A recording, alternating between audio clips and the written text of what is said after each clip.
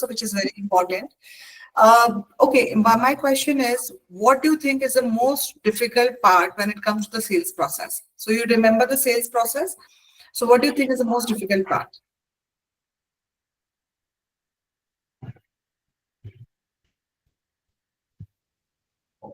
For me, it is the closing.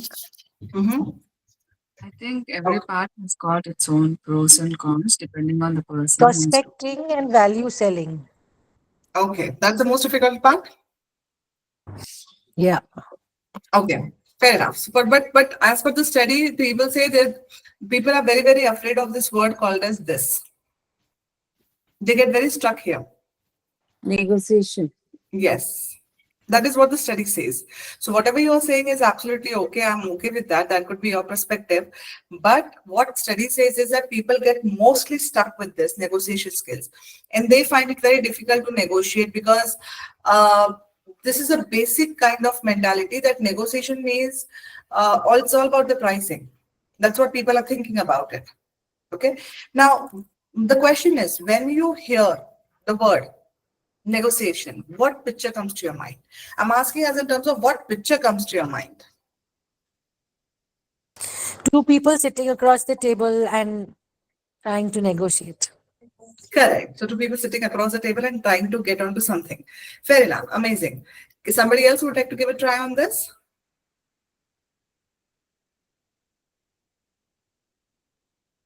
What exactly is negotiation?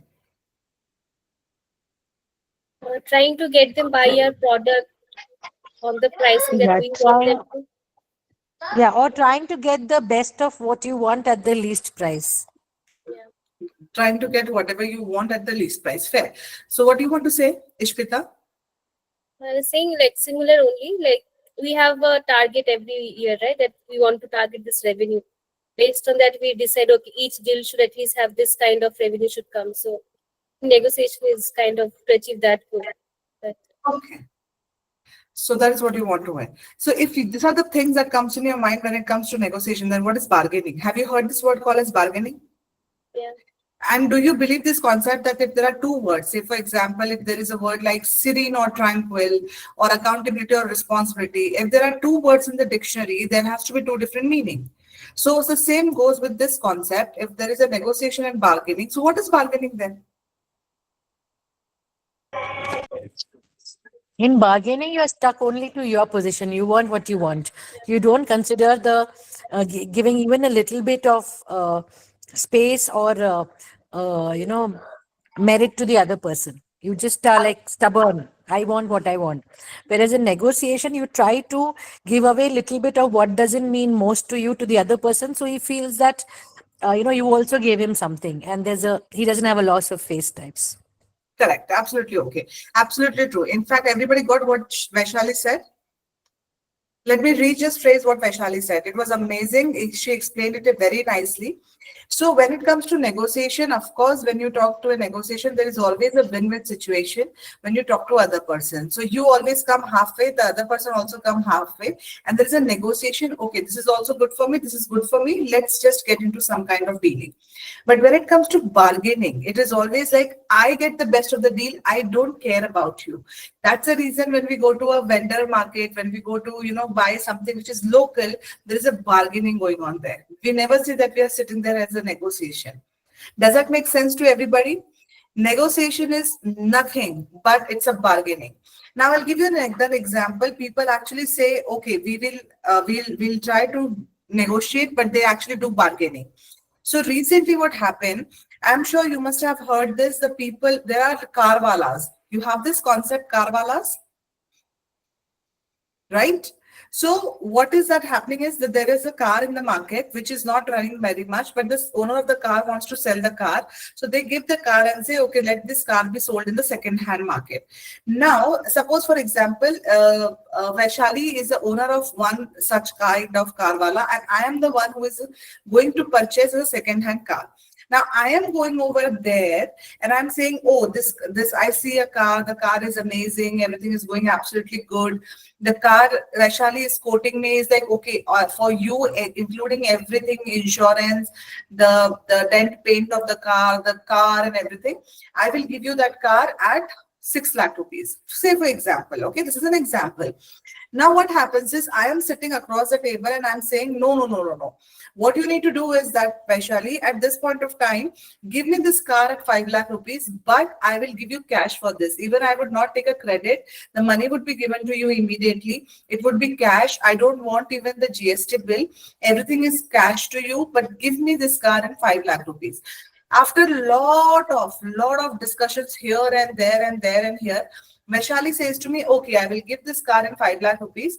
And Vaishali, just give on this car. I give the money to the Vaishali and move out of it. But now what happens is, I started to understand after 1 month of getting the car is that the tire of the car is not working properly. Now I have to go and actually get the new tire for the cars. In spite of what they have given is absolutely okay, but now the wear and tear of the car tire has become much more headache to me. So I'm spending around 20,000 to 30,000 more on that. After that, I get to know after 6 months of time that, okay, the insurance that they gave me initially was for 3 years, but as the bargaining was going on, he reduces the insurance by only for 1 year. Are you getting?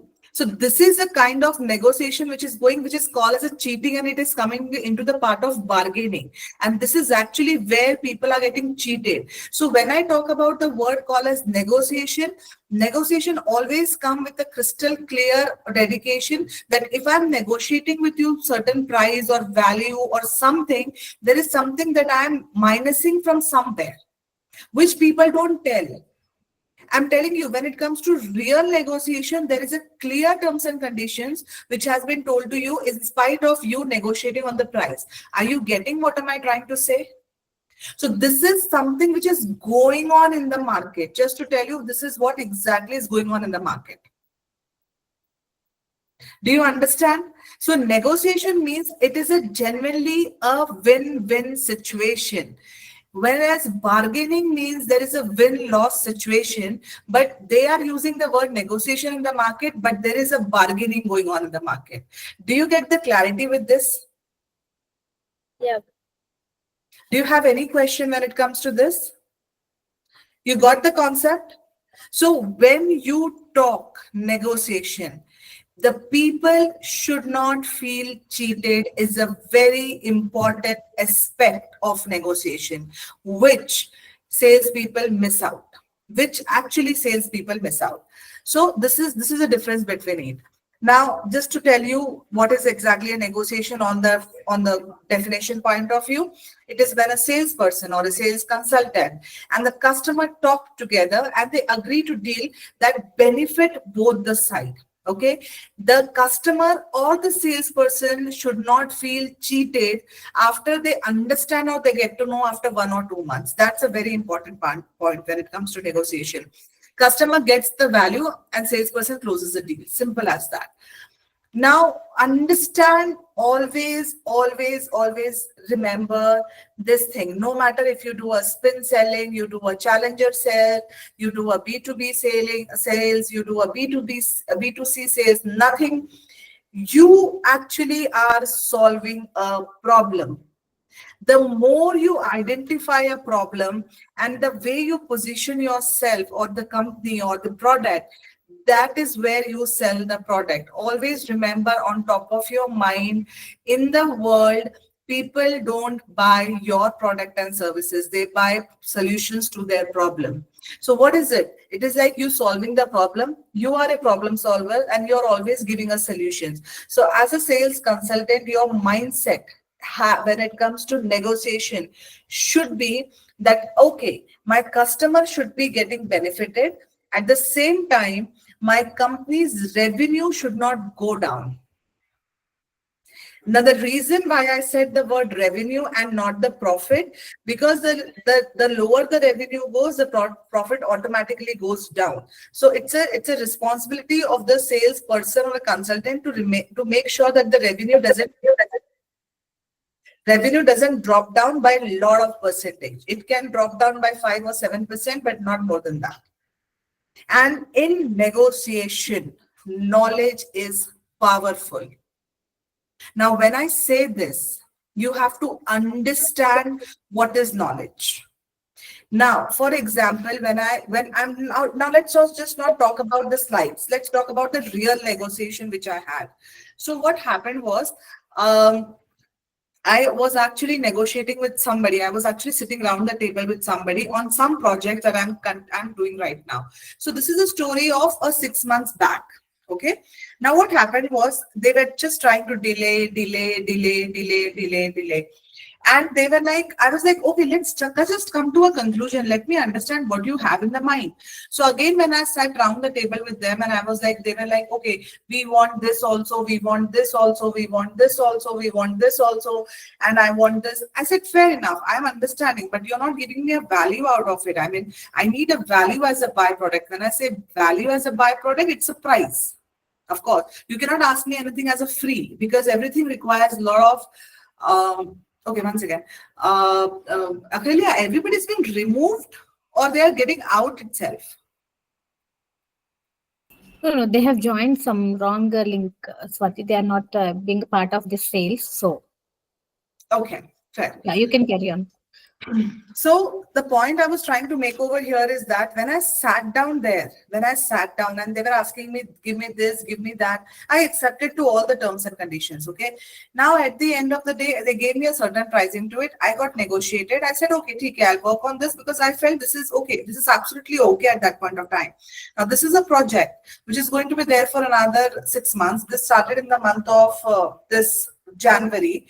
Now, trust me, I'm feeling I am being cheated.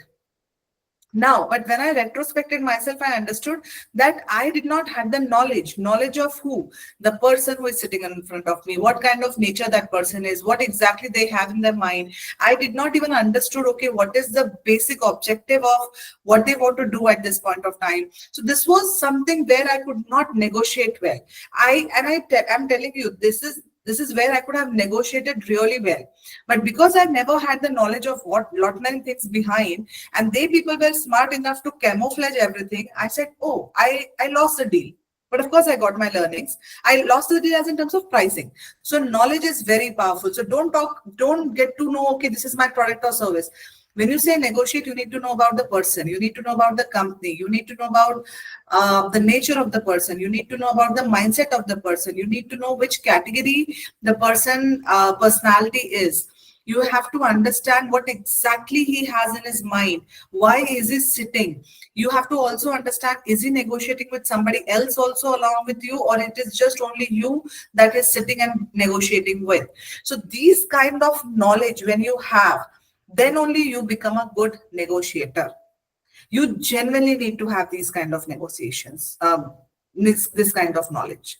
Are you getting what am I saying?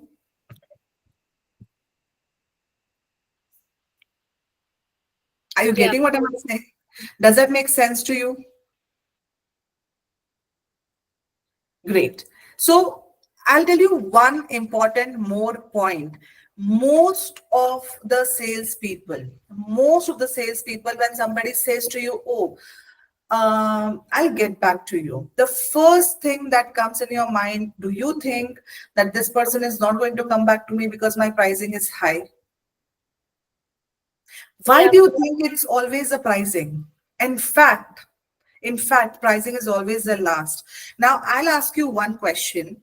There are so many things in your life which you have bought, which is not with the right value, as in terms of the value of the product could be just 100 rupees, but you would have paid 400 or 500 rupees for that many a times in your life. I'm not saying now, but in a span of like 3-4 years, I'm sure you would have done that. Correct? Yeah, that's it. We do that, right? Vaishali, Nisha, everybody, are you there with me? Yeah. Yes. So we do that, correct? Correct. Yes. So what I'm trying to ask here is that we all are sensible. We understand what sales are. Still we buy that 400, and we know before buying also, when we are paying the bill, we have in the mindset, oh, it is expensive. But still one of your mind says, it's okay. It is still going to help me a lot.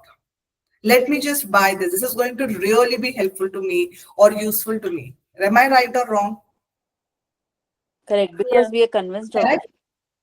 Yeah. Correct. So the pricing is never a problem. Trust me, believe me to the core. Pricing is just 15% of total closing of the deal. It's never more than 15%. The problem is you have not positioned, or any salesperson has not positioned the product in such a way that it is solving the problem that the person is having. That's exactly the value addition. Now, when Vaishali said, "Oh, the when you don't you negotiate when it's to create a position of value," right? You told that Abhi, just to start with. So it's basically, in fact, if you don't create that space of value of your product or service, you're going to really, really have a very hard time when it comes to negotiating. Okay, but then we lost a, it was a small deal only, but they said it's the pricing only. They said, no, it's shooting our budget, so we won't be able to go forward with it. Sure, I understand that, and that is one of the reason I told it's only 15%. And second reason could be if you really sit down and retrospect what you have done from the start till the end, you will of course find a loop where you have not positioned to the value. Okay. Okay, and let me also tell you one important point. If that person has sat with you for around 4 to 5 meetings, okay, that person is not losing you on pricing. Otherwise, if he would have losing you on the pricing, he would have told you on the second call only that I don't want to work with you because your pricing doesn't suit my budget. But if he has sat with you for more than 3 rounds of meeting, it could be call, it could be personal meeting, it could be anything, then pricing is never the primary reason. Pricing is always an excuse reason. Okay. The point is the process, or maybe something that you have done in the process of the sales has not stuck them that, oh, this is going to solve my problem for the money that I'm paying. Okay. So now you have to sit down and think what you told to them, what was their question, what did they have a problem, did my product solve the problem, did I position it well? I'm telling you, if the person is sitting with you for more than 3 meetings, it is never a pricing. Otherwise, people know at the start only that, okay, this is my pricing, and if the pricing doesn't match, they don't go ahead. Do you agree with me? Yeah. So in the SLA, there'll be so much of there'll be multiple meetings before signing the SLA or SOW. But actually the pricing gets confirmed, the commercials gets confirmed. So it gets confirmed initially, right? Yeah. Exactly. That's what I'm saying. So if they have sat with you, it is never a pricing. The pricing that they are paying, they are not getting the value out of it. That's where they are losing it. Or maybe you're not able to create that position for themselves. And people say, oh, we lost the deal because the problem was the pricing. They did not have the budget. No, they always had a budget, and that is the reason they sat with you. The reason is that they did not understood till the end that if I'm paying you, say for example, X amount, I should get a 5X amount, and they're not getting that 5X. As simple as that. Okay. Okay, so pricing is just a 15% of the whole negotiation deal. It's more about the value. It's more about the term. How do you speak? How do you position? What benefits do they get out of it? So it's always about first 2 major elements, which is the value. Value is the prime most important thing. And unfortunately, nobody pays attention of the value. Value is only been taken care in the IT industry. Oh, we are IT industry. We will solve this problem. We will give you this value. And that is the reason we are asking you 1 crore rupees for the software. Why it is not been asked to real estate? Why it has been not asked to ed tech? Why it is not there in manufacturing? Why it is not there for anything else? Why the whole conflict is on the pricing with other industry, except an IT industry? Yeah. Okay. So do you have any questions still here? No, I'm just understanding. We also bought a house almost 3 years back. And that we just only looked at the pricing, that okay, they're giving us for a cheaper price, let's go for it. But now that we're staying here, we are realizing there's so much of problems with the builder itself. The construction is so bad. So that's we're realizing now. That we Yeah. only focused on money, that okay, how much they're of discount they're giving us. Correct. Now tell me one thing, when you decided on that building, when you wanted to buy, how much time does it take for you to decide, "Okay, okay, we want to go with this"? How much time it took for you? I think we took 6 months based on multiple places, then we said, okay, we'll go with this builder. Sure. So they did not position, they positioned themselves really well and you got on the pricing because you would have told something in your communication with them that we are looking and we are budget restricted or we are looking only in this, and they got you there and they actually cashed you and they worked on that only. So they were smart enough to do that. Of course, they knew about it. The construction is not that level. And to be very frank, I totally believe in this. I don't know how many people believe. You can't get the gold at the price of copper. I believe into this. So if you pay something premium, it has to be premium. So when people say, come and says, we no, you go to some local market, you will get the good stuff. Oh, it's the best stuff. You get economical. No, it is not going to happen. So you never get gold at the price of copper. You can never get. So premium thing is premium and non-premium thing is non-premium. I believe this. In fact, this is a very debatable thing. I would not even debate on this because people say this is wrong notion of life, but I believe into it. Okay. Now, always remember in negotiation, next time when you sit for anybody, negotiation cannot be just in the office or the sales part. Negotiation is everywhere. So there are only two parts involved in it. One, who are the people who are involved in it and what problem are we addressing to? Now, why am I asking this question? So say for example, if I tell my child, okay, why don't you just study for some time for 3 hours and then go and play for 1 hour, I'm negotiating with it, right? I'm negotiating with that person that, you play for 3 hours and you study for 3 hours and then you play for 1 hour. It's again a negotiation. Now, the thing is, I have to understand the psychology of the child and say, why we have to study for 3 hours? Because you have an exams in the next 2 days. And probably if you don't study now, there is a chances that you would not be able to. So I'm negotiating. So I have to understand the person and I have to give a reason to a person. And what is the problem right now addressing? He wants to play for 2 hours. I said, let's settle down 1.5. So we are addressing the problem also. So this is two part of it. Now, where do we all negotiate? We negotiate everywhere. We negotiate at home, we negotiate at workplace, we negotiate for salary, we negotiate for client, we negotiate for policy change, we negotiate for solving a dispute. If you can see it, you name it and we negotiate. Is there any place that we don't negotiate? No. We negotiate every place. So if you feel that, oh, I'm not a good negotiator, no, you are actually a good negotiator. The only problem is that you are not negotiating the problem and the person. You're negotiating with your ego. That's a problem. That's the problem. Now I'll help you explain about what I just said. So let me tell you, in business, specifically in business, you get what you ask for. You never get what you think you should get. You only get those things that you're asked, that you will ask for. Nobody will come and give you, okay, I'll give you this deal. Nobody will give you. So, sorry, these are some things that we'll be spending a time with. So Harvard recently did a very deep research when it comes to negotiation, and they came up with 6 steps or 6 guidelines, okay, that is there in negotiation. So for that, what you need to know. So first, let's talk about separate the people from the problem.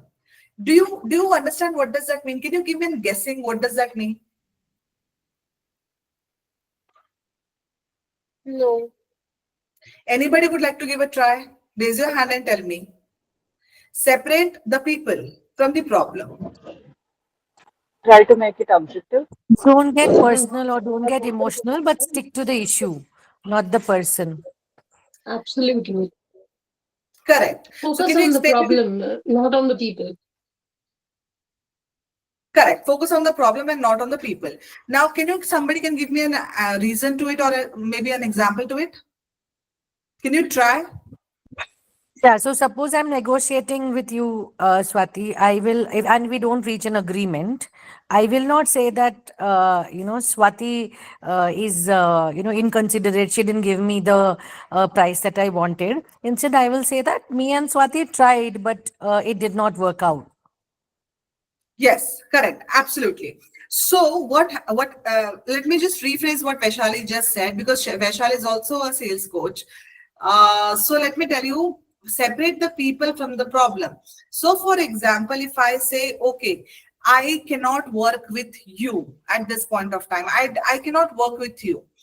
I'm saying this, or I want to say this to somebody. So rather than saying this, I don't want to work with you, I can probably say, I cannot work with you now because I have 1, 2, 3 issues. Firstly, the time that you're asking me to spend, I'm not okay with that. Secondly, the commitments that you're asking me to do, I'm not comfortable with that because of my other pre-commitments. And the third one is XYZ. So basically, you don't get direct. You talk about genuinely the problems and not about the people. Now, what happens is when you negotiate and a person who is sitting this side of the table, who is paying you the money, they say, oh, your product is very expensive. I'll think about it. Let me just talk to it. And they just cut the conversation with you. And you feel now what is going on in this whole scene. And he has said you one thing, that the price is that your product is expensive, but he has never said you that your product is, I'm not able to buy that product, no matter what, how much do I need to buy that product. Now, as a good negotiator, you need to understand that is the pricing a problem. If you feel that my product is expensive, why do you think it is expensive? Can you tell me? I'll tell you, this trick works very beautifully. I have asked this questions many, many times. When somebody says, oh, my product is expensive, I totally agree. Can you tell me why do you think it is expensive? Now, when I ask this question in a right way, they only tell me reason, yeah, because you're giving me this, which your competitors are not giving me. You're giving me this, which is going to help me a lot. You're giving me this, which is now exactly when you have quoted things which is going to help you. And that's the reason they're asking you for the price.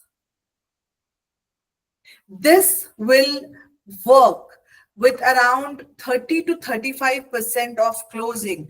When people say that your product is expensive, rather than getting into a justification mode, please sit down calmly, think for a second, and then ask, I understand and I believe that you understand this is an expensive product, and I believe it.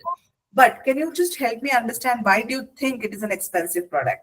So first is an acceptance. Yes, Ishpita, my product is expensive. Can you just help me? Why do you think so? Now, Ishpita, actually the ball is in her court, and she will give me an explanation why it is expensive. Now it is for me just to tell her, see, exactly, you know the point. But what happens in this situation most of the time is people is like, sir, I know this is expensive, but I'll tell you what, I give an explanation. As a sales consultant, don't do that. Ask them. Reverse the psychology of this thing. Separate the people from the problem. Reverse the psychology. Put the ball in their court. Don't take the ball in your court. Are you understanding what am I saying? Yes. Okay. Now focus. Absolutely. It's a very okay. good Do you have any point. No, I Thanks, was just Payal. appreciating this one was really good. And Okay. I'm sure Thanks, it will Payal. work because most of the time we get into defensive mode and try to give justification. But when we believe in a product, it is better that we should apply the strategy which you just gave. Thanks for sharing this, Swati. Thank you so much, Payal. But let me tell you, there are 3-4 things that you have to keep that in mind very clearly. First, control your emotions. Your body language has to be calm and composed when people get into these kind of mind trick games. That's first part. Second part that I want to tell you is that please, of your communication has to be extremely excellent. You cannot go over the board. You cannot go under the board. And third, construct the line in your mind before you speak through your mouth. Because even in these kind of tricky situation, one wrong word here and there can actually, flip the whole question. So always remember these 3 points, always. So just keep quiet, take a power of pause, and then get into the questions. Okay, that's first point. Now let's talk about focus on interest and not position. What does that mean?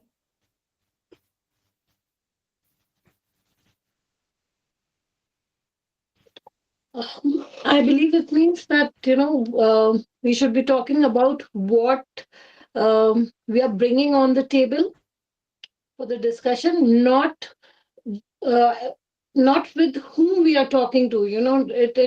It shouldn't be that who all are involved, but it is what we have sat down for the discussion, or for the negotiation. We should be focusing exactly on it. Exactly. So did anybody understood about it?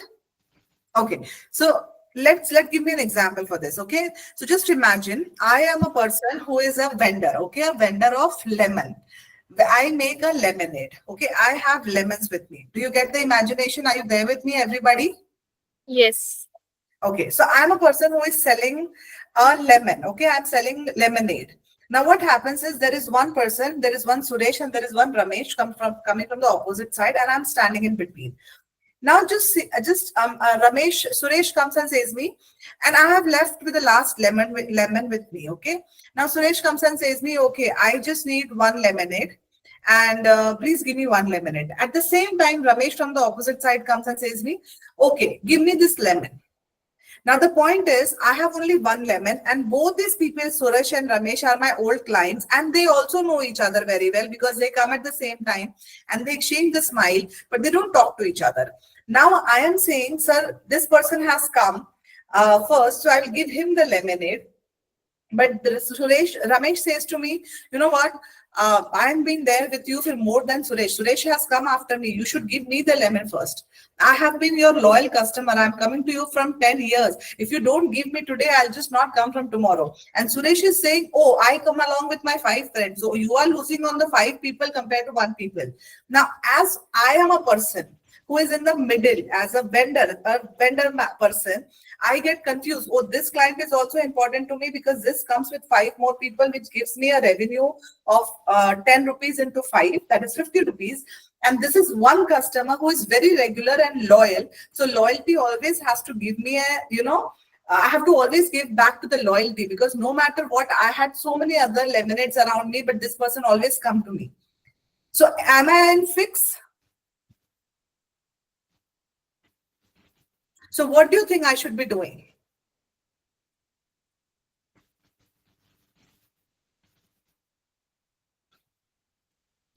You got the story? You got the story, everybody?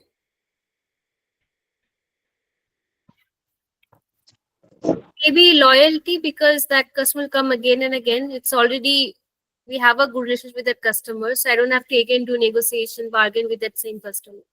So I can get more business from that customer. Okay, fair. So you think that I should go and stick down to loyalty. Fair. What other people have to say?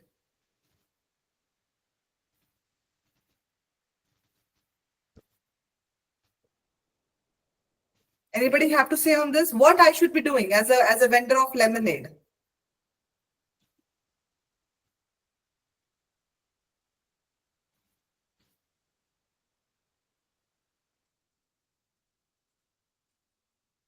I feel, Swati, that Okay. indeed our loyal customers are.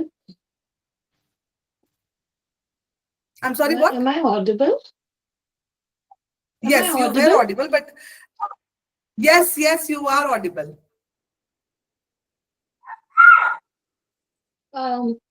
Okay, so Somebody here was I like, feel. tell me what.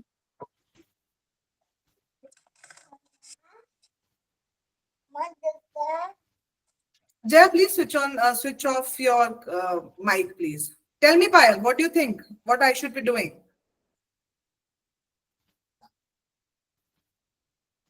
So Swati, this is one difficult situation which you have given to us because one end, being a businessman, person has to be,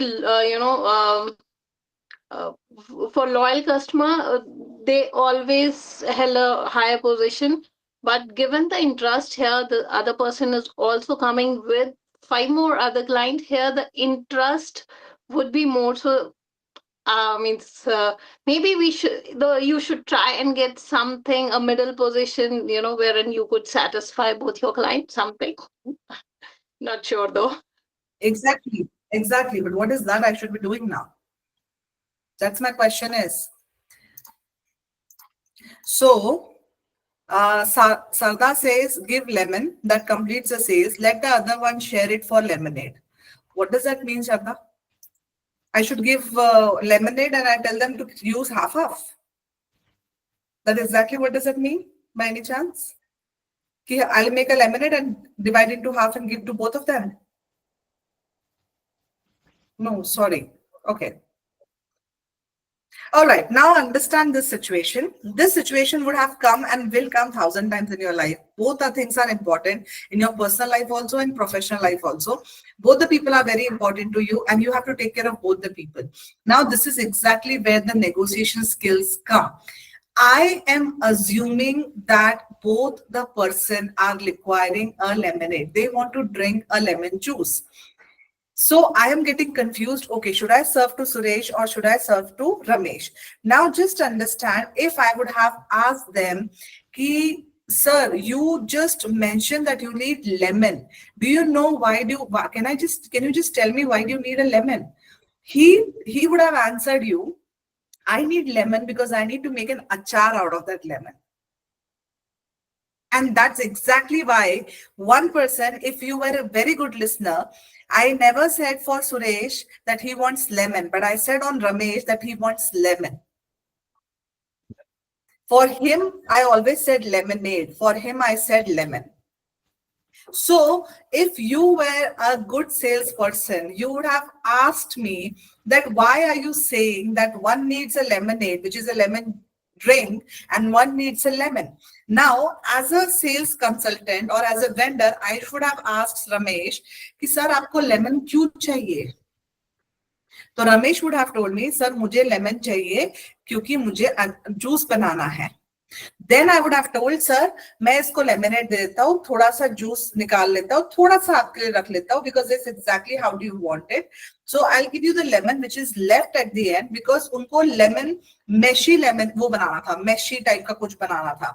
This is exactly focus on interest and not position. So when I'm a salesperson or I'm a vendor, I am trying to position on both people are important. Oh, how do I serve? But if I would have asked what is an interest of both the people, I would have got both the people, and that's exactly the negotiation skills. And for that, you need to be extremely good listener, because under the line, over the line, in between the line, people do say what exactly that they want. They never say something which is not there. Okay. So you need to be that sharp listener. And when I say listener, it's not just about ears. You have to be listener through the way they're expressing themselves as well. What words are they using? Where are they using it? Because you have to understand one fact, that as a human, we always speak what is there in our minds. We cannot manipulate much when it comes to when we are asking something. Are you getting what am I trying to say? So this exactly means focus on interest and not position. Because as a salesperson, I was positioning or focusing on both position of the people, I was not able to get a solution. Instead of that, if I would have understood what is an interest for both the person, he needs a lemon juice and he needs a lemon to make a pulp out of it, I would have solved the problems. Now, this is where the negotiation fails, because we do not know what their requirements are. And then we get scared and we start diluting the price of a product. Because the problem is not the pricing, the problem is the position, the interest. Does that make sense? Yeah. Anybody have any question? This 6 Harvard guidelines, majority of your negotiations gets covered in this. This is extremely good, extremely good. Third point, learn how to manage emotions. It's extremely important. Let me tell you that, okay, let me ask you one question. All the people who are sitting at the position of C-level executives, whichever company they are working with in this world, do you think that they have that extra brains compared to what you or somebody in your family you know who is talented than them? Not necessary. Correct. So what is that they are differentiating themselves with? So I think emotional regulation is even between success and failure more than the academic quotient, intelligent quotient. I think it is the emotional quotient which is important. Like you need to manage your emotions as well as the emotions of the buyer as well. Because if the buyer tells you something very rudely and if you get upset, you don't manage your emotions, then the deal goes for a toss. Same way, Very if you tell something very rudely to him, then he cannot manage his emotions and it's a lose-lose for both. So I think emotional regulation is a key, and more so for women because emotional regulation, there is research which shows that women grapple more with emotional regulation than men because, of course, they shoulder much more responsibility at work and home. correct. Okay, absolutely true, Vaishali. Thank you for saying that. Yes, women they take care of emotions far better. But let me just have a little tweak. What you said is that you can only take care of your emotions. You cannot take care of the emotion of other people, to be very frank on that. The moment you try to take care oh, I want to take care of his emotions also, then you get into a mess. What you No, have I'm not saying you should take care of the other person's emotions. I'm saying if you understand your emotions well, then when Correct. the opposite person's emotions, are all over the place, you will be able to empathize with that person. Of course, you Correct. cannot take care of him, and you will be able to deal with him more compassionately. Correct. Absolutely true. So you always remember what Vaishali says is absolutely right. People who are sitting at a C-level executive or people who are much more at the higher position than you at this point of time, it is nothing like that. They are more intelligent than you or something like that. What they have 2-3 extra than you is that they had something called as emotional intelligence, which why they are capable and which why they are sitting over there. And second one, to an extent, it is also right that they have a little more experience than you. It's never about the knowledge, it's about an experience. Now, when I say the word experience, it means that if you have got into any situation, what is an experience that you had? What is that you are learning out of it? How are you connecting the dots of your life with that? And how are you trying to get connected that in your surrounding? The most of the time, when we are in a situation, we don't get the learnings out of it. We just get out of situation and we forget it. Most of the people. Okay. All right. So can we play a small game? Everybody have a pen and a paper in front of your eyes. I want everyone to please switch on the camera. I want to play a small game. Hello, you need to reply me at least. It's like I'm talking to wall or something. Can you please switch on the cameras, everybody? No matter what, wherever you are. Everybody have a pen and paper? Can you have a pen and paper? Yeah, just 2 minutes. I'll get it. Yeah. So once everybody is ready, let me know. Just grab a pen and a paper. We'll play a small game. Everybody ready? Jyoti, Payal, Nisha.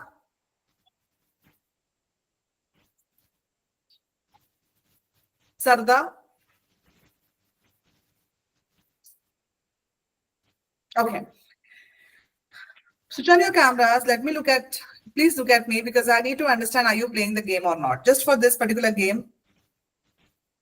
So I have a stopwatch with me, okay? If you can see, it's a stopwatch, okay? Now, listen to me very carefully. I'll give you 15 seconds. Okay, I'll give you 30 seconds. How much? 30 seconds. In that 30 seconds, please write down only and only 2 emotions, okay? And your time starts now.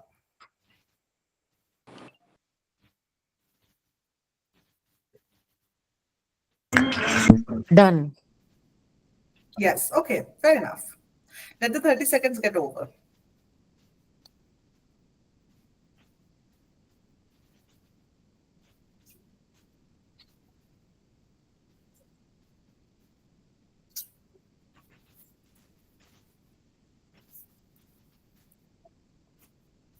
Okay, stop. Everybody stop. Done? Now, the second round of the same game. Now, I would not give you any time, okay? But the timer would be start. You have to write down any 15 numbers, okay? Any 15 numbers.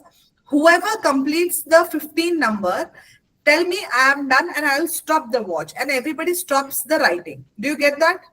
Now, when I say 15 numbers, it could be 1, 3, 5, 8, 10, 1, 2, 3, 4, 5, 6, 100, 200, 300, whatever you want to write. Are you getting what am I saying to you? Sorry, I just joined now. Can you tell me what was the first question? Okay, so first question was in that 30 seconds, you have to write the 2 emotions. Have you done that? No, I'll do it now. No, don't do it. Now let it be. Now let's go to the second round because now everything would be missing up then. I'll start the watch, and once somebody completes the 15 number, just tell me I'm done and everybody has to stop. And your time starts now.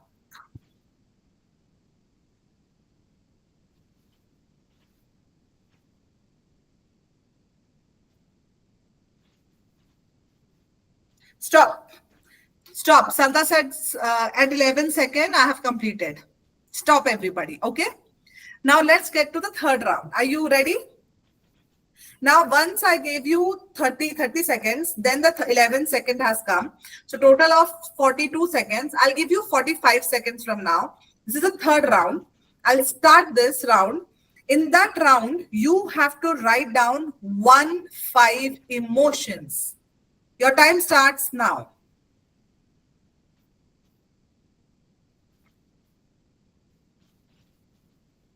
One 5 emotions. 15 emotions. Write down the name of the emotions, Jaya.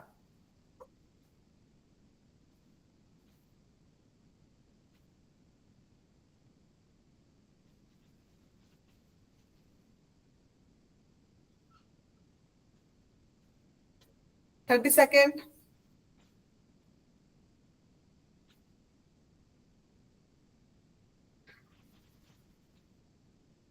All right.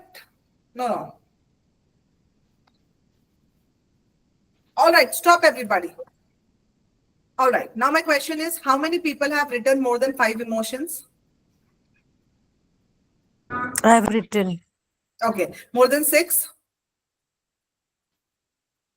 More than 7? And it's just 6. Yeah, I have written 8. Okay. More than 8? More than 8? Nobody. So Vaishali has written 8 emotions. So Vaishali, can you switch on the camera, please, for just 1 second? Okay. Vaishali, please read out your emotions and let other people know. So other people have to judge it's an emotion or it's a feeling. Okay. So please read out. Okay. Not all. Pain, love, anxiety, hate, greed, fear, lust. One second. Is pain Sorry? an emotion? Is pain an emotion or a feeling? I'm feeling pain in my hand. It's a feeling. Cancel it. Okay. Love. Love? Love is an emotion. Yes, love is emotion. I feel loved. Happiness is an emotion. Yeah. Love is a Anxiety. feeling of happiness. Okay. What is it, third? Anxiety, Anxiety is an emotion. Next, Next hatred. is a hatred feeling, or in it's what? Emotions. Everybody have to tell. I think angry anger is an is emotion, emotion, but but hatred is a feeling.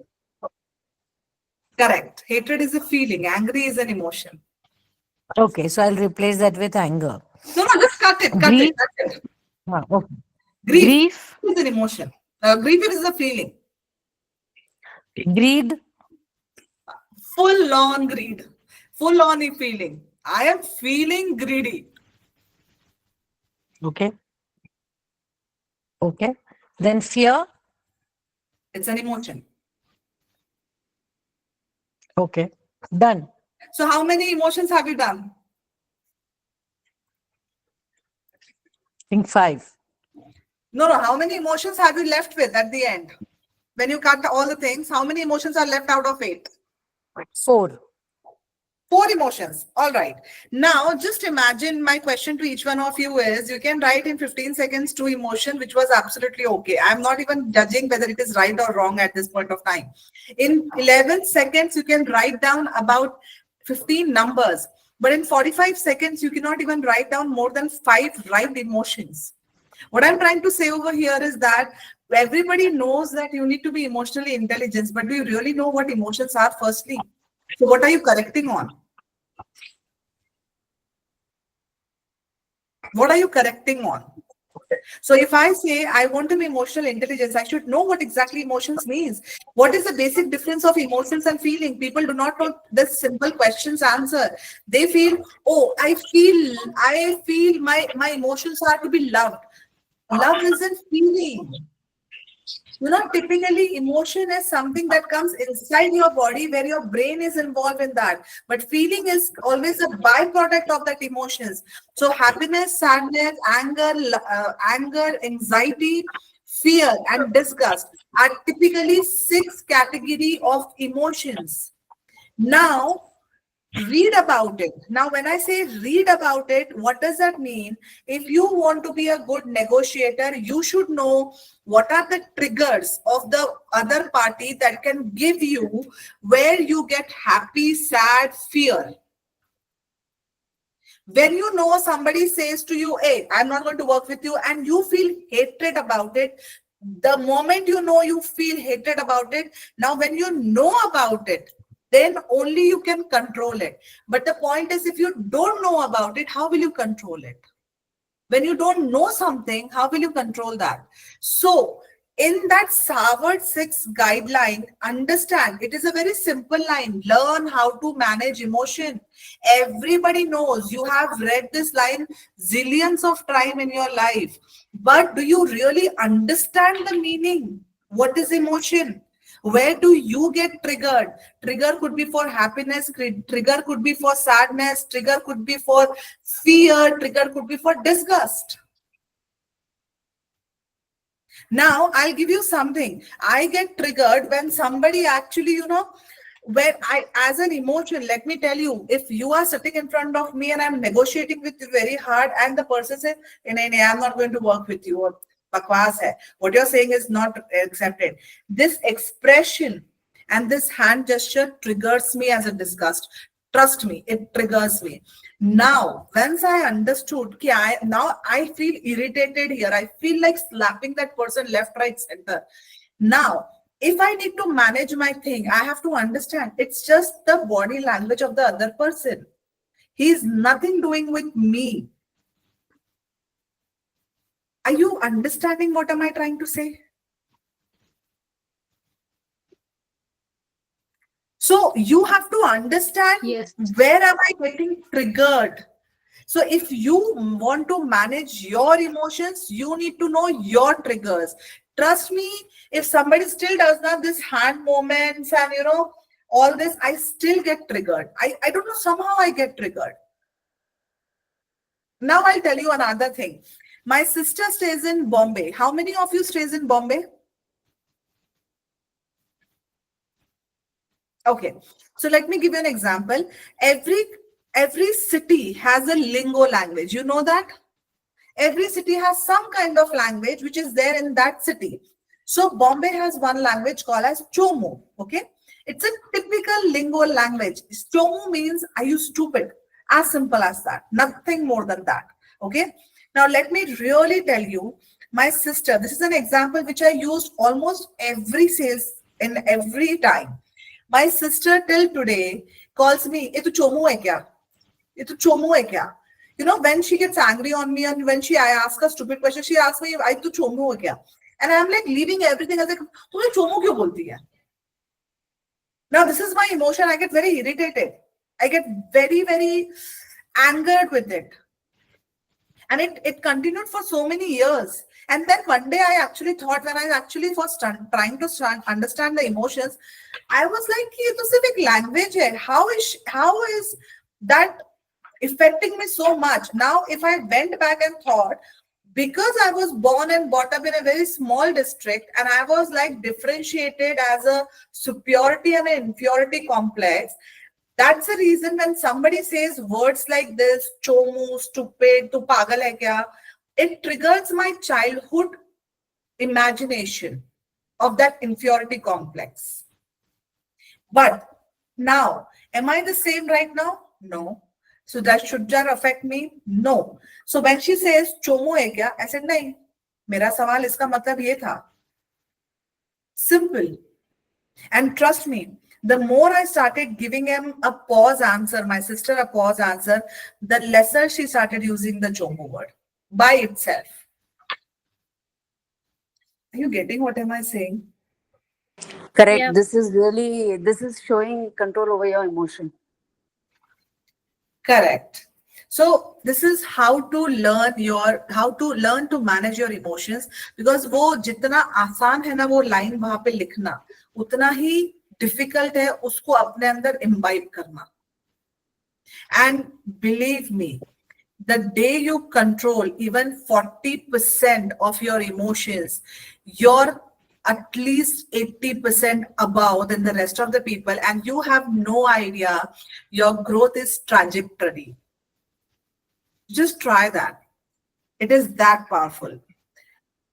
Any question on this? Because this was a very important point out of that 6 points. I really wanted to give a stress on this point.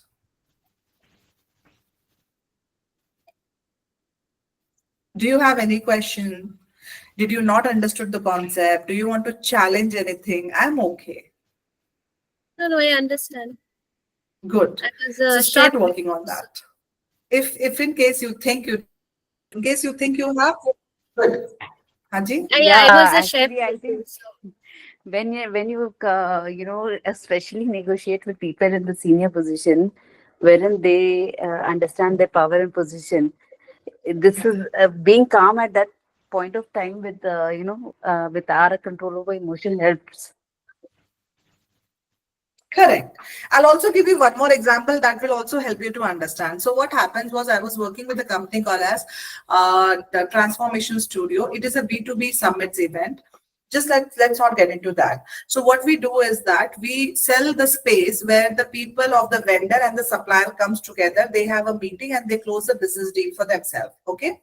Now what happened was, we were having an IT industry summit. Now, I was trying to reach out to a Google CEO who sits in Gurgaon. It is a story of 2017. That time on LinkedIn, we had Lusha. So Lusha is basically an extension of LinkedIn. Now it is a paid version. That time it was a free version. So whoever numbers you wanted on that, you can just type the name of that person and we get a contact detail. So I still remember his name was some Raghuvanti or Raghuvanshi kind of person. He was a Google, one of the executive directors who is sitting in Gurgaon. So I actually reached out to him on his mobile number, which I got through Lusha. And I called him up and I said, "Hi, am I talking to Raghuvanti? And this is Swati here. I'm calling you from Transformation Studio. And I am talking here. I'm here to talk to about business deal. I just need 5 minutes of your time." And without even asking, "Are you free?" I started looking at my pitch and I started speaking the pitch. Okay. He listened. To be very frank, very carefully for 2 to 3 minutes. That pitch was for 3 minutes. And then he said, do you know who am I? I said, yes, I understand you are the executive director of Google who sits in Gurgaon. And I'm pretty much aware of your basic professional life. So but then he was like, why did you reach out to me? So I said, this is because this is what I wanted to do, and I want Google to come because we have some good vendors which can help you in a lot of IT consultancy, which can really help you with, and they want to actually work with Google. So this is what I do. Then he said to me that, do you think it is going to be useful to me now? And he said that in a very, very rude line. Do you think it is going to be useful to me before calling me? He said in that tone. Trust me, I did not got disgust. I got into fear because, of course, a Google executive director is saying me that he could have just hanged up the call on me. So I very calmly said to him, trust me, I did that. I told him, see, sir, my job is to tell me what I am good at, what I am telling you. I know my product and my services really well. My thing is to tell you this is what I'm offering, and as per my understanding, this is what it's going to help you with 1, 2, 3, 4 points. Of course, I did my research, and then I said to him, now it is your and your team's job to identify will that work for you or not. It is not my job. If I do your job, then who will do my job? And literally, these were my statements. And then he said to me, write down the number of marketing head, talk to him and tell the number was given to Suryavanshi. Now the whole situation was the marketing head is trying to frick my company as a recommendation कि हम कैसे इनके साथ काम करें, because the recommendation has come from that person, the executive director. Oh, wow, that's really great. Are you getting? It was just nothing to do with my product or service. It was a very clear-cut example of emotional dealing. If I would have lost, no, sir, this is going to be helpful to you, I'll give you a reason. Then I'm getting into a mode which is not necessary. How can I understand that whether it is good for him or not? I can only understand that it is valuable for him. Now it is his team who has to work out whether we have to get this value or not. I was like, I would not give an answer on your behalf. I will only give an answer on my behalf. That's the control What of if, emotion. Swati, he would say that, see, you are telling me that you have a product, but instead of you researching on it, like I'm talking as that person, that executive director, that then why are you calling when you don't know that whether it will add value to my company or not? No, so I Okay. gave you the reason why it is workable for you. Value is something you need to decide. Why it is workable for you, what revenue it can bring on table with you. That is the first 4 points which I have researched and told him. So Okay, so I have told that 4 points before answering that question. So Okay. I gave you an answer that it is workable for you, but value is something that you need to figure out. And of course, on the first call, when you don't know what exactly am I offering to you, on the 4th line, you are saying me that, how will you determine my value? How? Tell me. I can actually, as a company, can add value to you, but did you hear me out? No, there is no round of discussion. There is not exactly, I understand your problem. So how will I understand your value? Of course, I would not give an answer on that. And we actually had a deal with that person later. In the next series, he came. But of course, he came for a smaller value only, not a bigger value, smaller value, but he came. Okay, that's exactly how to manage emotions. Express appreciation. That's very important. People do not appreciate, they only want appreciation. That's a very simple thing. I would not spend more time on that so you can understand. Put a positive spin on a message. No matter how much people talk bullshitting, trust me, it is your responsibility as a sales consultant to bring back everything on a positive note. So don't get into the flow of communication where you become a part of their journey. Oh, this company is not bad. Yes, sir, I understand. वो तो वैसे भी करते थे, वो भी वैसे भी करते थे. Sir, वो कंपनी करती होगी. I'm sure उनके भी अपने कोई deals होते होंगे. But वो भी अच्छा ही है. But what better that we have is this. So you actually got the whole conversation from a negative to a positive spin. So it's always important for a sales consultant to be pretty much present there to convert the negative conversation by the client into a positive spin. I'm not saying positive manner, I'm saying a spin. You have to come back to your positivity. It's a spin, always remember. It's not that you're talking positive, you're just bringing the positivity. There's a very minute difference between both of them. And the last one is, please escape the action and the reaction mode. मैंने ये तुमने ये किया तो मैं उससे ऊपर करूंगा. Sales doesn't work that way, and nothing works that way. Nothing works that way. Now, I'll give you one example that happened last night. So I was in one company. I was also in the training program of that company. So what happened at 7:30, I actually booked a Rapido, and that location was having some error. So you know what happened was, this guy called me up of Rapido and he said to me, Madam, आप इधर आ जाइए, थोड़ा signal पे हूँ मैं. So it was like 300 or 400 meters, which was away from where I was standing. Typically, what happens with all these Rapido guys or the people that you deal with, you always tell them, नहीं नहीं मैं इधर खड़ा हूँ, आप इधर ही आइए. Correct? मैं इधर खड़ा हूँ, आप इधर ही आइए. But typically, what I did was, his action was, and he was very frustrated because it was a traffic zone area. I understand. So I said, भैया मैं आ जाती हूँ, पर मेरे को अब समझ नहीं आ रहा है किधर खड़े हो. आप मेरे को बताओ तो सही किधर खड़े हो, आप किधर आ रहे हो. Just simple line I said, मैं आ जाती हूँ भैया. Just simple line he said, madam आप अपना छोड़ो, मैं आता हूँ, आप सिर्फ करंट लोकेशन बताओ, आप मेरे को करंट. मैंने कहा अपना नंबर दो, मैं नंबर लिखी, I sent him the current location. He came within 5 minutes there. Simple action and reaction cycle. Now what people does is, if they say no yahi pe aao, they cancel, the cab driver cancels. Small example. Did you get that? Got it. Simple.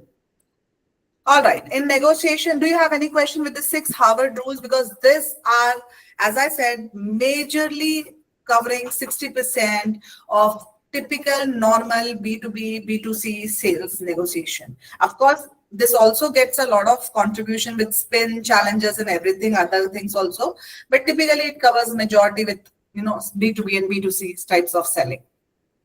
Please remember this Harvard guidelines. Please try to imbibe that very closely in your heart, because everything solves most in this 6 lines. All right. Now, another ways of sales negotiation skills, be prepared, come prepared. When I gave an example of Google, of course, I knew I'm talking to somebody who is from Google Executive Director. I'm sure I have to respect that position. I'm sure he would have given me left, right, center. So I actually had a preparation. If he asked me this question, how it is going to be useful to me, I had my 1, 2, 3, 4 points ready. So be prepared when it comes to negotiation. Clearly define what is your value, clearly define what are the terms and conditions that you work on, and what are the concessions and where you can have a giveaway price for your negotiation, and have that guts to say no if people wants to devalue. Only we don't, when I say devalue, is that if somebody says the pricing was 100 rupees, you give me at 50 rupees. No, I would not give at 50 rupees. We can come at the pricing of 75. So 75 is my giveaway price, or 80 is my giveaway price. But of course, I'm not coming at 50. But why people do come at 50? Only for one reason, because they do not have a backup pipelines. So we don't want to lose on the customer, which is there right in front of me. So clearly define what is your value, terms and conditions. Speak second means, it's a wrong word actually. I don't know why I have written that, but actually it means take a second to speak. Don't be in a hurry to answer the question. That's where you lose the credibility of a sales consultant who is solving their problem. If somebody is asking a question, take that pause and answer that question. And one mistake which I have always seen with the sales consultants or a sales professional is that they speak too much. That's called as a sales vomit. Okay. Refuse to split the difference, as in terms of, if there is a difference and if you feel it is not going to happen, just refuse it. Say, so let us come back and deal after 1 month. It's okay. Just get up. Keep the conversation always light. That's another negotiation skills that you have to remember. Don't try to intensify in communication. It happens majorly you are into B2B consumerable sales. It happens, conversations gets very tight there, very tight. So that's the thing. Speak, moderate, stay calm, walk away if necessary. Basic things, nothing much to take care of. Are you getting that? Okay. Now, any questions before we get into another segment of the sales negotiation? Anybody have any questions about it? No. No. Everybody's clear? Yeah. Are you resonating with the examples or the connections which I'm trying to make over here? Yes. Fair. It's only two people who are answering, Nishpita and Nisha. What about the other people? Payal Kapoor. Okay. Amazing. Chalo, let's get into the different approach of negotiation. So there are 4 strategies of negotiation. One is the win-lose, win-win, lose-lose, lose-win. Of course, everybody knows about it. Just let's deep down a bit on that. So when I say I win, you lose, it's a compete. As in it becomes a sales consultant. I win, you lose. So competitive negotiator I win, you lose means the person who is buying the stuff say I win and you lose. So if I'm buying a car from you, you give me good tire, you give me good car, you give me seats, you give me 3 years insurance, you give me the road tax receipt, you pay everything on my. So I win and you lose. I'm not worried about your money because I'm just not thinking about you. So I win and you lose. There are a lot of people you will come across who have this kind of attitude. I am not interested in your win. I'm just interested in how much money am I saving at the end of the day? What are the extra values that I am giving? So with this kind of people, you have to be very clear and very crystal clear in communication. ये आप पैसा दे रहे हो, आपको इतना ही मिलेगा. ये लोग खून चूसने वाले लोग होते हैं, genuinely. This is also called as a fixed pie approach. Now, where is this typically happening is, जैसा मैंने बताया था, local car dealers or maybe consumables, politician, lawyers, these are the places where the negotiator actually have these kind of things. The lawyer say, I win, the client lose. It doesn't matter. And that's the reason why तारीख पे तारीख आ रही है. That's actually a negotiation skills only. बोलते ना lawyers के साथ भिड़ना नहीं चाहिए because वो तारीख पे तारीख ही करता है. So that's thing. Second part is called as a lose-lose. Of course, this is nothing that is muchly there in the market, but let me tell you, as it is there in one of the strategies, that there are 2 parties, okay, and both parties are actually losing on each other, but still they don't want to talk or have a communication. So in this kind of thing, you should just get out of that deal. So it is a strategic approach wherein one or both the parties decide to step back and not talk to each other or discuss an issue, and both the people are losing on something. Now, what will you happen in this is, say, for example, if there is a builder who has taken a place of somebody and there is a dispute between the builder and the space. You know, there is one kind of real estate that happens. Builder don't have the space. So there's a joint venture between the owner of the place and the builder. So builder says, you give me this place, I will have a 16-floor building and I'll give you 4 flats out of it, which is the valuation of the land. This is called as a joint venture. Now, some dispute happened in this. The land is also gone. The building is not also constructed. So the money that he has poured into the material and the advertisements, everything has come to a point, lose-lose situation, but nobody wants to talk and say, let's resolve it. You will see many kinds of building around you like this. This is a classic example with this kind of strategy. Okay. So it's the lowest of all the negotiation strategy chart. It means that no concern, no profit is there. This is something which both the party loses on. Trust me, this is a very bad type of negotiation. It is still prevailing in the market, and this majorly happens of fundamental reasons of ego. I have nothing more seen on this. I may be wrong, but typically I have seen this is because of the ego clashes. Last one is, okay, just to tell you this, in the lose-lose to avoid, you have to understand what is an exact issue. Without that, you cannot resolve this issue because the ego issue has come into picture. Always remember, in this kind of conversation or in this kind of strategies, If the issue is a major when, then you have, and it is having an impact on you, please, and your business or your reputation. Reputation is a major word. Then by all ways and means, carry on. And if it is if the issue is very lesser and it can be avoided, please don't invest your time, energy, and money into it. Now, when I say you meet to a client where you are dealing with them and you understand, oh, I'll also get into an anger issue. This person is not listening to me. Oh, this person is having so much of ego clashes, and it is going to be really harmful. Try to walk out immediately and tell them, sir, I'm so sorry. I would not be able to help you or serve you. Sometimes it is absolutely okay in some of the sales deal to say that even. But you have to be very sure what are you saying. Trust me, you can walk out of a deal. I have walked out of deal many times. That doesn't devalue me at all. The third one is, I lose, you win. Clients say, I lose, you win. That is also not one of the good ways, because if the client lose, you lose the reference, you lose the trust of that person. You don't know how that person can help you. So it is always something which is the fourth one, I win, you won. You come halfway, I come halfway, let's have a deal. And that's exactly where the negotiation comes into picture. It's the most constructive and the interest-based negotiation.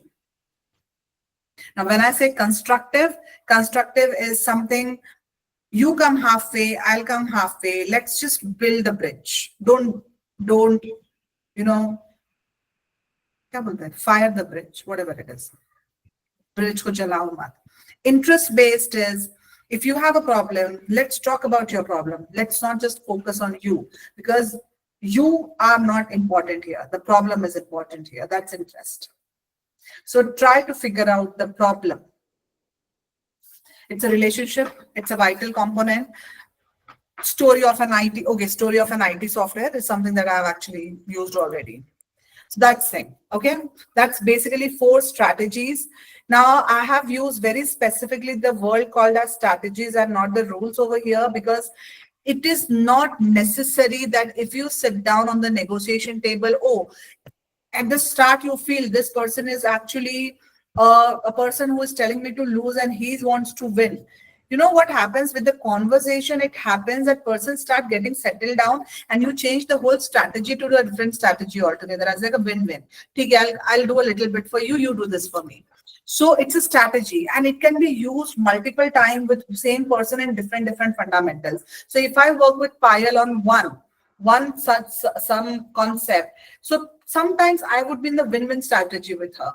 It may be in the some other product, I win or you lose strategy. So it's like, I don't know, with different product, different people behave differently. So that's the reason you have to understand it's a strategy and not a rule. Okay. Hello. Yeah. Okay. Now, have you heard this about this word called as Batna? I don't know how to pronounce this, frankly. It's been so many years I'm teaching. Batna, yes. I always pronounce it right. It's almost like 10 years I'm doing this, but I still pronounce it wrong. Batna. Do you know what is Batna? No. Share. It's like sharing equally. Or something. That's only Hindi word. Batna. It's a best alternative to a negotiated Partition. Haji? Let's beat the partition. Sorry. No, it's not a partition. So Batna is the best alternative to a negotiated agreement. It's a full form of that. If you can see on the screen, BATANA. Best alternative to a negotiated agreement. Now, I'll give you an example for this. Suppose you go for a job, you apply for a job, you apply for a company A and a company B, and company A says, oh, you are very good, your credibility is very good, your credentials are very good, let me hire you for my services, and I would pay you 50,000 rupees per month as a salary. Now, on the same day in the evening, and he gives you 1, 2, 3, 4, 5 perks. Now in the evening, you go to another interview and again that person say, you have amazing credentials, you are good for my services, I would like to hire your services. I'll give you 55 in hand. Okay, and I'll give you perk 1, 2, 3, 4. Now you have two options in front of you, and now you have to choose which one is better for you. So as employers, the employer A and employer B have to understand that, okay, this person is important to me. Now I want this person to join my company, but this company has an option with another company. So he has a negotiated agreement. So now as a company A, I can come to Ishpita and say, Ishpita, look, I understand you are very good with your work. Let me understand what you have in your mind. So Ishpita says, to be very frank, Swati, I actually went to another company. They also gave me an offer. They are giving me 55,000 or maybe 60,000, just giving a lie. That's what exactly people do in the market. 60,000 with XYZ perks. Then I say, I understand. And now I get the total valuation of you as an individual, that how can you contribute to the growth of my company? And I say, Ishpita, let me just settle down with you at 55 and I'll give you the same perk along with one extra perk. So now, as Ishpita had a two option, the party who is sitting in front of you have to negotiate on that. Now, this is an example which I am giving from your perspective. Now, take the same example from the perspective of a buyer. Now, just imagine you are a salesperson and the buyer says, oh, you are giving me this, the other company is also giving me this. What should I do to, get that thing? What should I do that you should get an order from me? Now, you have to start understanding what is that I can offer him so that the offer comes to me or the deal comes to me. Now, this is exactly a BARTNA system. So, Swati, it is not like you are just trying to say the USP of your product or service, or is it something more than that? It is more than that. When a person has an alternative for you, then it is more than that. Definitely. And when they have an option for you, they actually go into these kind of negotiation agreement. You yourself only go. I'll give you an example. If you go to a place where you see a top, you see one top at 100 rupees, you go to another shop, the same shop is at 150 rupees. You say, abhi pichle wale shop mein to maine usko 100 rupees mein dekha, aap kya isko 150 mein de rahe ho?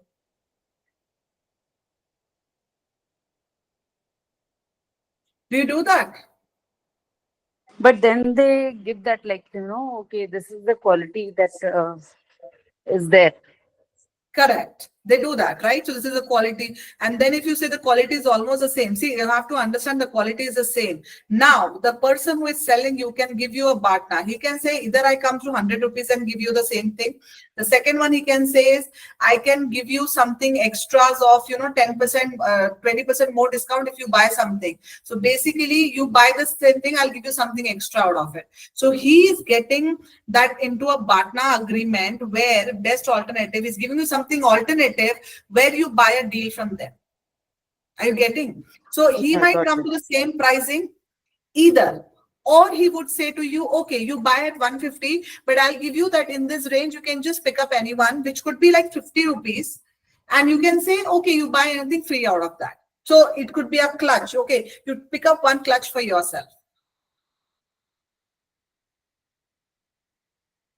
But he actually, now he gave you that system of freebie. He used that freebie wala thing for you and said, okay, I'll get this at 150, but I'll give you free. Now your mindset psychology is saying, oh, I'm getting one thing free at 150, but ye wala, and the market price, you have to understand that product is for 50 rupees, okay? Or maybe 70 rupees. But he got that of 10 rupees only, na? Any which ways he made a profit. So, when a person has two alternatives, either you come on the negotiating of the price, or you have to give something extra, or you have to give them the service, or you have to have some concession, you have to give them a freebie, you have to do something which is extra than an alternative that he has. Always. Now here the extra comes. Either you lose a deal or you give extra because he has an alternative for you. And this typical negotiation comes into B2C. When you go and buy a product which is transactional. The second, it comes a lot many times with B2B also. Now, if you actually go and buy a house in the same area, the one person is actually giving you the house at 1 crore rupees. The other person is saying that, oh, I will give you this house at 1 crore 20 lakh rupees. And you're saying, rate to same hi chal raha hai, to kyun hai? Now he says, let's not talk about the rates of the price. Let's talk about, I'll give you free car parking. Okay, I'll give you modular kitchen free. Okay, I'll make sure that all the procedure of your bank loan has been taken care by me, which your first person is not giving to you, which is charging you extra for. So you say, okay, I give him 120 and my whole headache is gone. That's partner. So you have to understand what your competitors are doing, and against that you have to give them more. This is a negotiation style. Okay. So this is one thing. Now, this is why it is important, is not important. So I'll give you an example for this. You are negotiating a salary with company A, which I just told you. They offer you 50,000 rupees per month, but you have an offer from another company B, which offers you 55,000 rupees per month. So you do your batna with offer B offer to A, or you walk out of it. Now A has to match up with B. So think from a perspective of you coming to a sales consultant. If you know that your client has two alternatives, so you have to first figure out what the other person is giving and how do you match it with them, or how do you over exit with them so that you get the deal. Are you getting what am I saying? Hi, everyone.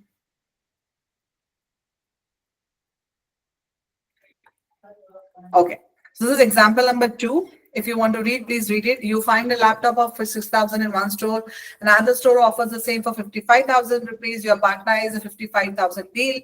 So when you negotiate with the 60,000 store, you tell them either you give me a better offer to match up, or you give me something extra so that I buy from you. So that's a partner.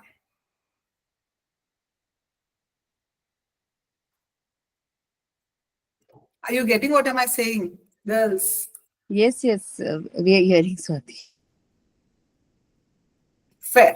So, any questions still here?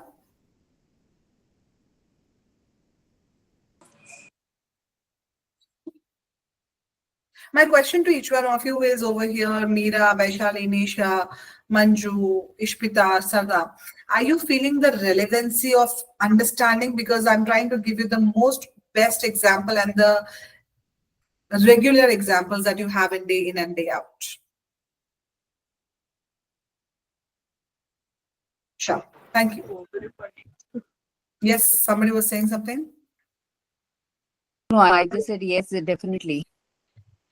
Vaishali. Sure, Vaishali. Sure. Thank you and all the best. See you later. Bye. Bye. Bye.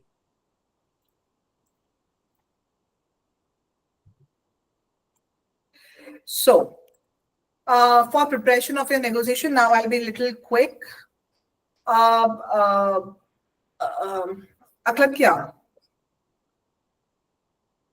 are you there? Yes, Swati. Can I just take a leave 5 minutes early today? It's my anniversary and I actually need to leave. Hey, happy anniversary, first of all. Happy anniversary, Swati. Happy anniversary, you. Swati. Thank you. Sure, So can you I take can. a 5 minutes leave? So I'll just Yes, complete yes. this little quick and then go. Yeah, sure. Sure. Thank you so much. So now let's talk preparation for negotiations. So first is always remember, thank you so much, Manju.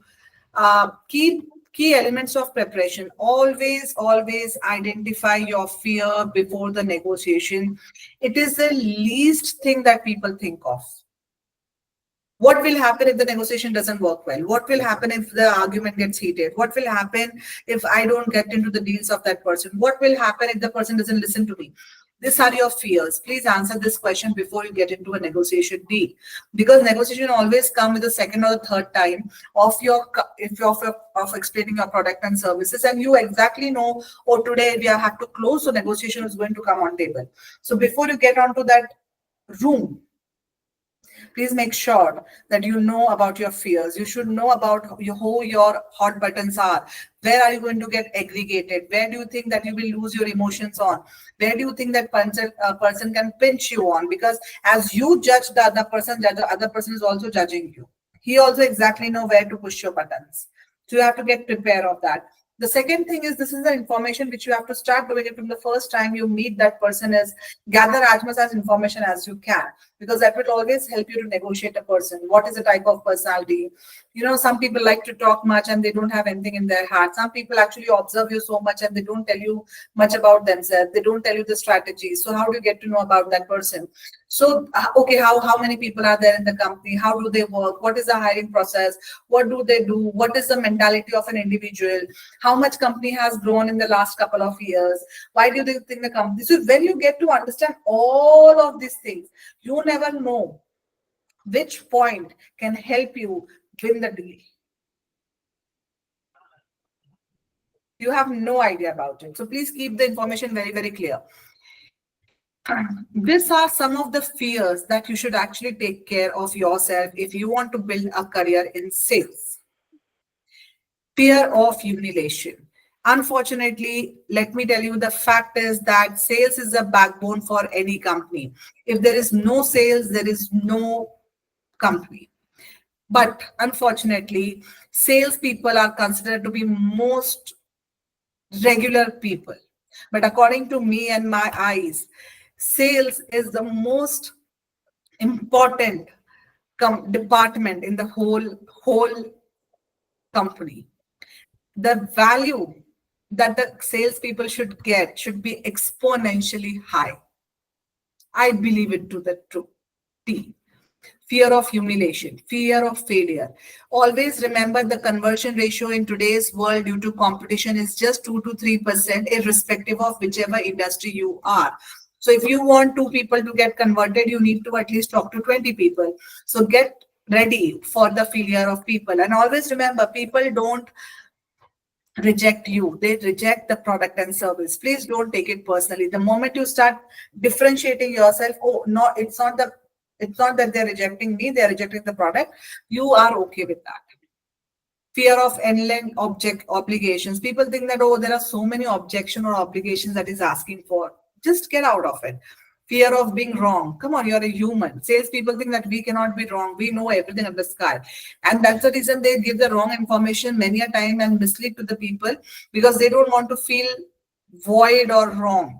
So rather than that, just say them, it's okay, I have no idea about it, let me get back to you. It's as simple as that. Fear of punishment. This is something that is actually there in the sales when they have the targets and all that.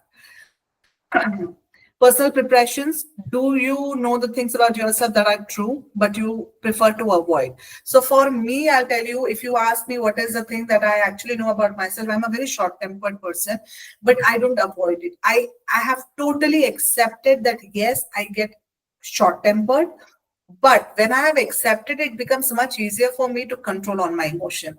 The second thing is that I speak very, very fast. Many a times when I'm in anxiety or when somebody asks me a question, my speed of speech increases 3x. Now, when I know I am like, okay, the moment I'm into speed, I'm like, why am I speeding up in my speech? Let me just calm down and talk to it. I gradually go from 1x to, in fact, I go to 0.75, because now my brain is in my control. Okay. Always remember pushing your buttons, where you get pushed. So I told you that Chomo wala example. So it's actually pushing my button, because I don't like, because maybe my childhood has a trauma that I was always living in an inferiority complex, but that doesn't define me today. But still it pushes my button. So kya hua agar Chomo bolte to main Chomo ho kya? Nahi ho. So you should start telling yourself, how does somebody's word is going to affect me? That's pushing your button. I want you to read this. this almost the same thing which I've been telling you with different examples and all.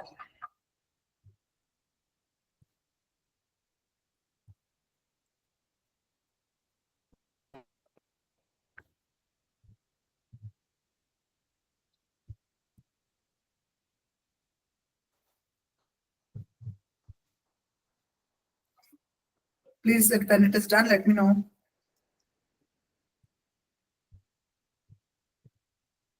Yeah, that Okay. So don't make it personal. Know when to walk away. Say strong objections to bad faith negotiation. Knows the lever that you control and all of these stuff. Simple here. Understanding of the prospect needs once can be better negotiator if you understand the need, interest, and pain point of the other party. Please don't focus on people, the revenue, the growth of that company. Please focus on the pain, interest, and needs of that person. This is where you become a good negotiator. Always remember, this is one of my very important line. People don't buy your product or service. People buy this problem, solutions to their problem. As simple as you only buy the shampoo which is comfortable for your hair. There might be thousands of shampoos, but you only buy which is comfortable for your hair and which suits your pocket. It is as simple as that.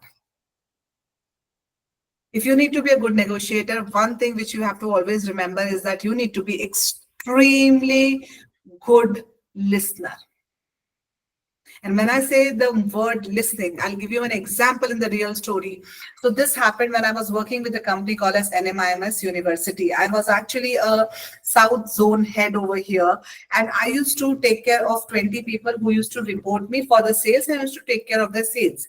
Now what happened was, there is this actually university works as an admission. So they have an MBA program for executive people. Now, when I say executive people, they have minimum of 3 years of experience, and now they want to do a post-graduation. Now, this guy came to the office, and maybe on that, I remember that day, no counselor were present at that point of time. There were 3 counselors who was on the leave and 2 counselors went to the lunch. So I was there sitting in my cabin, and actually this person knocks and say, okay, I'm talking to, her name was Pallavi, and she said, I'm talking to Pallavi and I came here to meet and close a deal with you. I said, sir, she's not there for the day. How can I help you? And being a salesperson, Lakshmi kabhi wapas nahi jani chahiye. So I said, see, other people are not there at this point of time. Let me attend as a counselor. So I actually sat down with him, stating, I am one of the person who can help you out with. And I sat down with him. He actually sat firstly like this, okay? First attitude of sitting by him was like this, okay? He actually sat like this on the table across me. Now, what happened at the situation? He said, you know what? I know you are giving me this. I had a very hard conversation with Pallavi. And what I want is their course is around 4 lakh rupees. Just make it 350. And I'll just give you the check right now and leave. Even I don't want your loans and everything. I said, I understand, sir, but this is something that we cannot do because we right now only can take care of till 380. That's what my permission is. So I'm extremely sorry that I cannot give you 350 for this course. The course is for 2 years. Then he said, you know, I went to IIM Bangalore, and this person is giving me this course, the same course at 340, but still I want to consider IIM Narsi Munji University. I said, I understand, sir. I'm extremely grateful that you have come to this place, but I'm extremely sorry. The more I cannot negotiate more than 380. Then he said, you know what? I'm telling you, madam, just get it 350 and I'll give you a check right now. Even SPGN is actually sitting on me and they're telling me we will give it 320. Okay.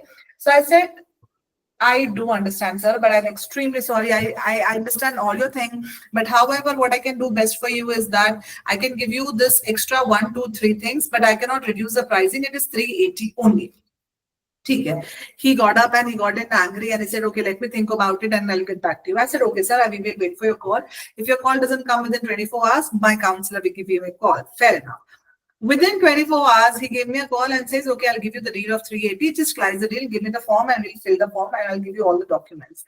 Fair enough. Then he actually became a student to NMIMS. And then after 6 months, for some work, actually, he came to my office again. And he saw me there. And then he was like, hi, how are you? I said, hi, how are you? Thank you for being a part of Narsi Munji. He said, you did not give me. He, with that taunt, he said to me, yeah, you did not give me at 350. Hota hai na ye sab? I was like, yeah, I'm so sorry, sir, but that is not something that I can do. But like, why were you so, he only questioned me, why were you so adamant on 380? So I said, there are two things, sir. First, his name was, one second, his name is still there in my mobile. I just call him sir for reference right now. So I'll tell you what happened. There are two things. First, I exactly know what my competitors are doing, and I exactly know I will never give you at 350. I'm very sure on that. That was the first part of it. Second part of it, when you were talking to me, I remember you so well.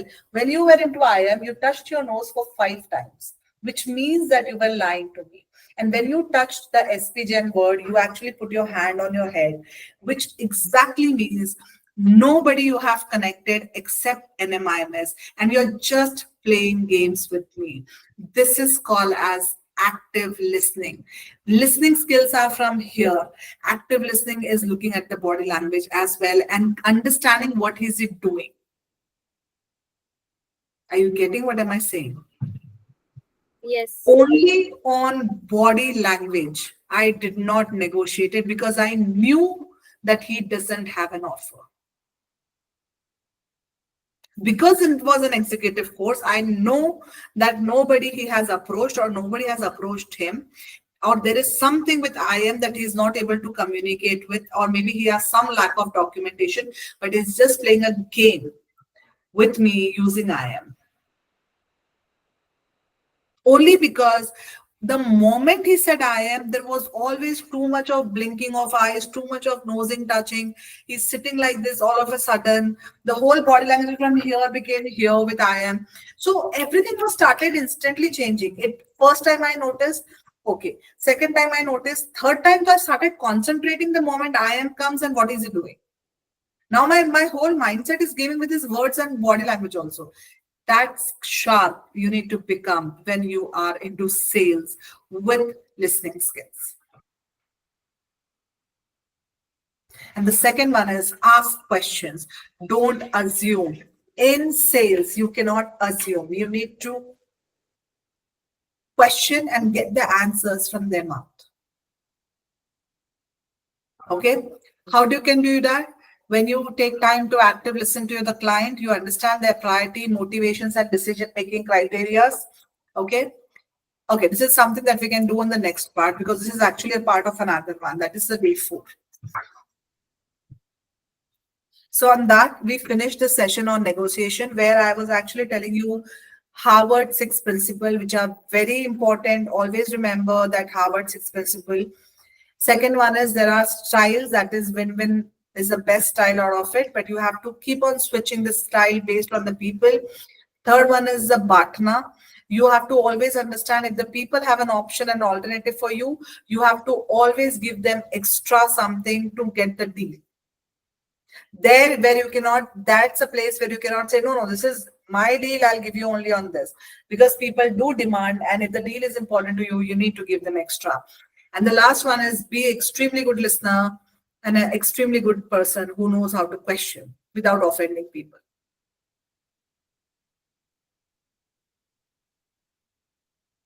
Yeah, understood. Great. So do you have any question? Just switch on your camera. I'll just take a photo. Please switch on your cameras, everyone.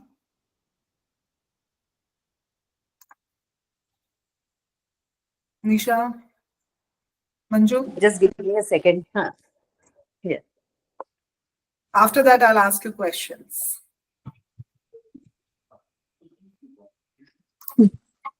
Perfect. Oh, I don't know why I'm not going to the main screen. Actually, I'm on my mobile, so Mhm. not Yeah, coming. that could be one of the reasons. Okay. Can you see me now? Yes, I can. Thank you so much. Let me just take a screenshot quickly. Everybody. Everybody is so beautiful looking, but I don't know why you don't switch on the cameras only.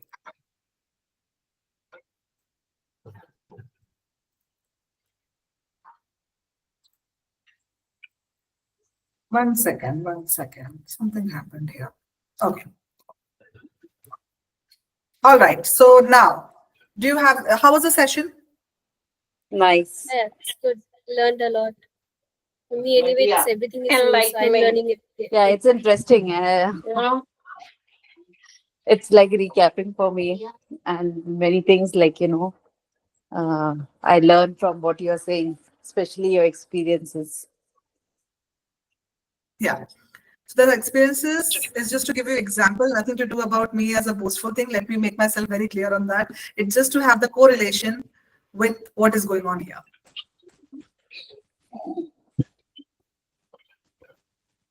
Okay, do you have any questions on negotiations? Currently, no. I would like to tell you that please go ahead and read about BATNA and lot many other guidelines that you have there. 6 Harvard guidelines are pretty much there in the Google. You can just read more on that, understand from your perspective of sales. And if you have any questions, let's connect on Wednesday. I think the next session that we have is on Wednesday. Okay. Okay. Thank you Would it be so very possible- much, and I'm extremely sorry. Swati, Tell me. sorry, Swati, I was just asking, I really like your presentation and the way you have presented, giving, your stories or some examples were really good, gave us a very good perspective. I just wanted to know, would it be possible that we can get something as a notes or this PPT for recorders with us? Can we get something from your Sure. end? Yes. So what I can do is I can share this PPT with Aklakya. She will manage what to do and how to send it to you. I have no problem sharing this PPT. Only then will be amazingly prepared with the divorce during the 3 years since the Yes, sure, Swati. Sure. Helpful. Thank you so much. divorce.